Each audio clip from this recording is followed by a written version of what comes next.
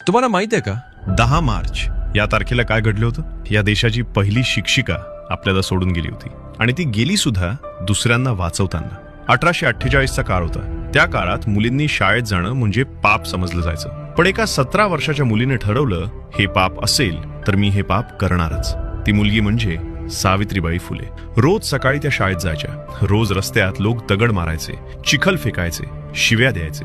म्हणून त्या काय करायच्या, एक जास्तीची साडी सोबत न्यायच्या. शाळेत पोहोचल्यावर साडी बदलायच्या आणि शिकवायला बसायच्या. कारण त्यांना माहित होतं, आज जे दगड मारतायत त्यांचीच मुलं उद्या या वर्गात बसतील. वर्ष होतं 1897. पुण्यात प्लेगची साथ पसरली होती. लोक घाबरून घरात लपले होते. पण सावित्रीबाई रस्त्यावर होत्या. 66 वर्षाच्या वयात त्या स्वतः आजारी माणसांना खांद्यावर घेऊन दवाखान्यात नेत होत्या.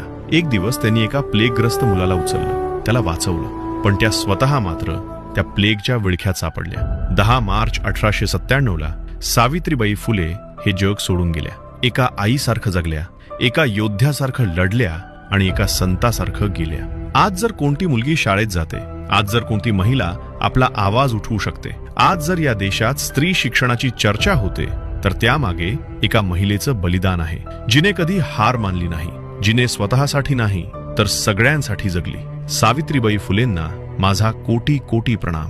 कमेंटमध्ये लिहा, जय सावित्रीबाई.